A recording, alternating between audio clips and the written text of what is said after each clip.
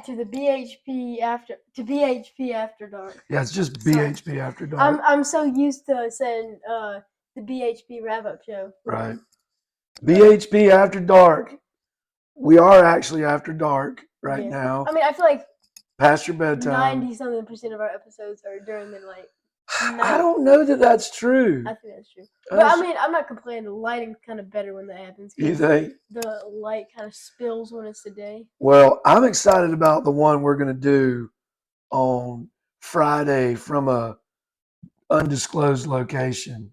Yeah, that'll be cool. But Benja, what do we got here today? Got season 1, episode 27, York's Revenge. York's Revenge. We're going to do this while I'm in a t-shirt and you look all nice. Yeah. What you looking all sharp about? I had Cotillion. Yeah? Yeah. Cotillion. Man, you growing up. Cotillion, this is your last year at Cotillion? Yeah. Yeah. Wow. Benjo Cotillion, learning all the manners. Do these people even know where we're broadcasting from? Wichita, Kansas. No, I'm joking. Greenwood, South Carolina. I mean, we said it. We did. Yeah, we have. Okay. Well, Benjo, we're season 1, episode 27. When we get to season 2, it's not like we're going to say season 2, episode 1. We're just going to keep talking episode 58 or whatever. When he changes season, is there like a break between each season? No. Then what happens? Just different themes. Like season 1 is all Rome, is all prehistoric, and then the Roman Empire. What is season 2? And Jamie, obviously, what we talked about last week or last episode, thought that his British History podcast was going to be over quick enough where he could start another podcast, which is comical to think about at this point. Yeah. But that takes us to so starting next season, after we finish season 1, there's going to be less and less regular talk about what's going on the continent. It's going to be, it's going to be, I do. I did. Here it is. It's going to be, I mean, there will always, it's yours. There will always be stuff in the rest of the world, but especially the European continent, that affects the British history. Yeah. But after this, it's going to be more and more just focused on British history and not what's going on. So anyway, Benjo, so as we talked about, a lot of fortifications got built along the coast here, right? Even. Yeah. A lot of the fortifications got built along the coast because they were worried about barbarian sea raiders. Yeah. Maybe proto-Viking almost. Along the English Channel. Right. And Roman invaders also reconquering what they had claimed to be their territory. So as a result, both Carausius and Alectus, who assassinated Carausius, moved a lot of the resources to the coast, right? So that meant that the north up there was generally left undefended. But they really had no choice, I mean, they kind of had to. So we talked about last episode, Constantius comes in and eliminates Alectus, right? Player 1 has been eliminated. Player 1 has been eliminated. Do we watch too much TV? Oh, I was just thinking Squid Game. Right, but do we watch too much TV? I mean, I go to school for 8 hours a day. Yeah. Where were you going with that? But anyway, remember, the end of last episode, Constantius defeats Alectus, and Britain is back in the Roman Empire yet again, right? So Constantius rebuilds some of these northern fortresses, okay? But for the most part, it appears that the island of Britain was pacified. That may just be because there's not a lot of written record about it. Mm-hmm. Certainly there was drama, gossip, whatever going on, but nothing that seems to have destabilized the country, right? So and when we talk about not a lot of written record, some of the stuff that Jamie talks about, and I'm always interested in what sources he uses and how he gets them, and is it all online? Does he have like ancient texts that he's looking at, that look like they came from the bookstore in the Never-Ending Story? Yeah. We should. You know, it'd be amazing if what? we ever went to Britain. Oh, and we filmed. It's gonna happen. A BHP After Dark. Now that would be cool. That would be It's awesome. gonna happen. If we did that, that would be insane. Well, I want to go before May. The May of this year? Yeah, but I mean that's not going to happen. Wait, why? Because Everton plays its last game. I became an Everton fan. I just picked who Paul McCartney said was his favorite team growing up. But they're moving into a new stadium and moving out of Goodison Park where they've played for like 130 years. Why are they moving? Because apparently it's a dump. I mean, it's, are they still going to be in Everton though? Oh yeah. Oh, okay. Yeah. Liverpool. Well, Everton's in Liverpool. Yeah. But anyway, we get sidetracked, man, Joe. Yeah. We were talking about the sources, and there's not a lot of sources about what's going on in Britain. Remember we were in 296 before, but Jamie says a lot of what they know about this period is based on archaeological evidence and the Panegyric. Pangea? Panegyric. Okay, wait. Which was a Roman propaganda piece. Oh, okay. I was thinking of the Pangea. You know what the Pangea is? Do I know what Pangea is? I taught you what Pangea was. You didn't teach me what I'm sure I did at some point. Well, if you did, then I forgot about it, and then I relearned it last year. In school? Good. Well, Benjo, Constantius rebuilds some fortresses in the north, but feels like Britain is pretty much pacified. There's not a huge danger. So he sets off to Gaul with his troops, gets to rebuilding Burgundy, where he had some lands, as we understand. So, Britain's back in the Roman Empire. During Carausius's reign and Electus's reign, Britain, there were a lot of changes that took place in the Roman Empire in terms of administration and reforms. And so Constantius and Diocletian did these reforms. Diocletian. But Constantius decides, now that Britain's back in, we're not going to introduce all these reforms at once. We're going to ease them into it.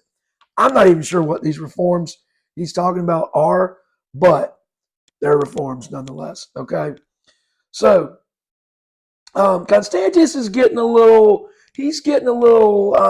antsy. He probably wants to become Augustus sooner rather than later. But guess what happens? We remember the Tetrarchy, the two Augustuses and the two Caesars. Yeah. So the two Augustuses were. Wait, we were in the car this morning and we were looking up like important events. Yeah, we saw a license plate that just said 198. I was thinking important of it. And we looked up what happened in the world in 198. On? Where'd you go for it? The old trusty. Wikipedia. That's right. So anyway, Benjo, so Diocletian and Maximian Diocletian, as I understand it, is Augustus of the East. Maximian is Augustus of the West. Diocletian, who set up the Tetrarchy, the whole process, he gets sick and he retires. Oh no. Yeah. How do you get sick? Don't know. Did he die? Eventually. But he lived into the late 200s. So yes, eventually he died. He's not still alive now. So what was he doing? He's not 2,000 years old. He's no, but what did he do after he retired? He was just chilling like a regular citizen? Well, probably, but that's not the most that's a good question. I don't know the answer to that. I would like to know. But here's what we take from that. So when one Augustus retires, that meant the other Augustus had to retire. So Diocletian gets sick, retires. So Maximian also had to retire. That sucks right now. Yeah, so the two Caesars. Well, I don't like that. I know, it does seem crazy. Was Maximius? I feel like Maximian is gonna assassinate. Benjo, again, I've listened to all Oh, these yeah, please. episodes. I don't know if it's in the next one or if Maximian is going to just disappear from our record right now. Yeah. But Constantius and Galerius get promotions from Caesar to Augustus, Okay. right? Yeah. And guess what? I'm all over the place here, but I got a new BHP today, episode 469. We might have, when we go to our super top secret location on Friday, which may or may not involve you getting out of school early to go to, we're gonna have to listen to. Yes. Anyway, so Constantius and Galerius are elevated to Augustus. I'm assuming Constantius was Augustus of the West and Galerius was Augustus of the East. I'm not quite sure, but regardless, Galerius seems to have outmaneuvered and really kind of dominated Constantius as co-emperors Augustus's, right? So here's what Galerius's huge mistake was. So you remember who Constantius's son is? Constantius's son. Oh, Constantine. Constantine, right. And what was Constantine well known for? May introducing the Catholicity, Christianity into Rome. Right, to the Roman Empire. So I don't know why I thought Catholic, but I was right. Right, which was a politically savvy move for Constantine, but it wasn't something like he was guaranteed to succeed on. But it was because Christianity was coming this way. It was a politically savvy thing for him to do. But Constantine and Galerius, Constantine wanted to go campaign in Britain with his father, Constantius. Well, Galerius one night got drunk, and I guess as Augustus's, they had to like agree for the others to do things. So Galerius got drunk and gave Constantius and Constantine permission to campaign in Britain. And that seems to be his big mistake, because it led to a lot of accolades and prestige. But I'm not really. I guess they had beaten Electus. I'm not quite sure why they had to go campaign. Maybe it's to go quell any typical, from what we understand, typical uprisings in the north or the west here in Wales. I don't know. But anyway, Constantine's Caesar, Constantius's Caesar was a guy named Severus. Well, I had to go back because we dealt with the Severus 100 years ago, like 4 episodes ago, but 100 years ago. Yeah. So no, this obviously was a different Severus, and so he didn't want to take his Caesar because he wanted to get his son Constantine all the glory. So anyway, while we're talking about, and I'm going to jump around because Jamie jumped around a little bit in this episode, but we were just talking about the conversion of the Roman Empire to Christianity. Jamie tells a story about a pagan guy named Alban that was living in Verulamium, which was where Boudica was from. You remember Boudica? I remember Boudica. How could you forget? I can't forget Boudica. You put a beautiful picture of Boudica on our logo. BHP After Dark logo. Yeah. The Mount Rushmore of British leaders. Yeah. But anyway, Benjo, so there was a pagan living in Verulamium, which is no longer a place, but there is my little research I just did beforehand on Severus. Wikipedia. Oh. Wikipedia. Oh. There is an Earl of Verulam who in like the 1500s, 1600s just decided to get nostalgic with British history and he's like the hereditary Earl of Verulam is in this area. Anyway, Alban Benjo is a pagan. You know what pagan means? Do not. It means just like someone who's not Christian. I'm assuming not Jewish, not Buddhist. Believes in probably multiple gods. Like polytheistic. Probably polytheistic. I don't even know if pagans necessarily have to be polytheistic, but they don't subscribe to. And pagans is a term that They don't. They're not like linked to a specific religion. Probably, and I guess they're pagans now, but I mean, pagans were more well known 2,000 years ago. But anyway, Diocletian, remember Diocletian who just got sick and set up the Tetrarchy? Anyway, he had outlawed Christianity before Constantine comes in and converts Christianity, right?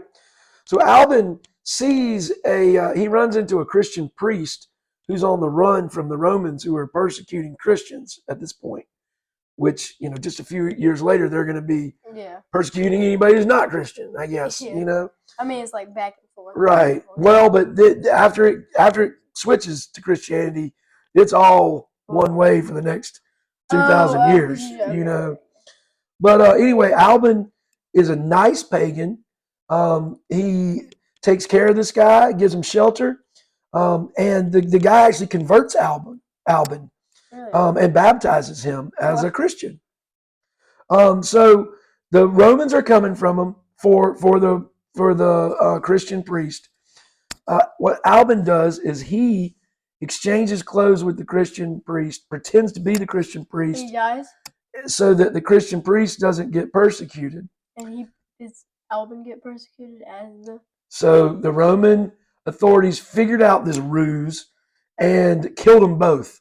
Killed the Alban and the Roman priest. Gosh, Alban seemed like a good dude too. Yeah, he did seem like a good dude. Just a nice guy. I mean, willing to die for... So they decapitated them, cut their heads off. Yeah. Yeah, not just regular killing. That's aggressive. Yeah. He did. He did. So anyway, St. Albans Cathedral, which is I believe is a famous cathedral in Britain, is built allegedly on the site where Alban was decapitated. Basically, he became a martyr. You've heard the word martyr, someone who dies for their religion and goes down as a hero, basically. Like Jesus? Jesus. I mean, Martin Luther King Jr., kind of like that, You know what I mean? Wait, but that wasn't a religion. Well, I mean, he was a Christian, but you can kind of expand the definition of martyr outside of just religion, but it's mostly what martyrs are known for. But so anyway, long story short, Constantine, they come to Britain. We know that they led a campaign to defeat the Picts, Picts. Have you heard me say Picts before? Yeah. All right, so Benjo, the Picts are a bit of a mystery. I feel like they're not as much, this is just my opinion, I feel like they're not as much of a mystery as they're made out to be. So Picts the word Picts, Jamie says, I just heard my chicken go off. Is a slur, meaning painted or tattooed people. So the Picts were red-headed northern Britain Scots, essentially. There's all these stories of Picts being like aliens or from another civilization or something crazy like that. I just think they were, and Jamie, I think, agrees that they were probably one of the last remnants of a once vast Celtic culture that dominated not only Britain but Europe. But then the Celtic culture just kind of died off. Slowly died out with waves of Roman immigrants, even pre-Roman immigrants, and then certainly by the time, the Romans essentially wipe out that culture, but then when the Anglo-Saxons come in, foreshadowing, but anyway,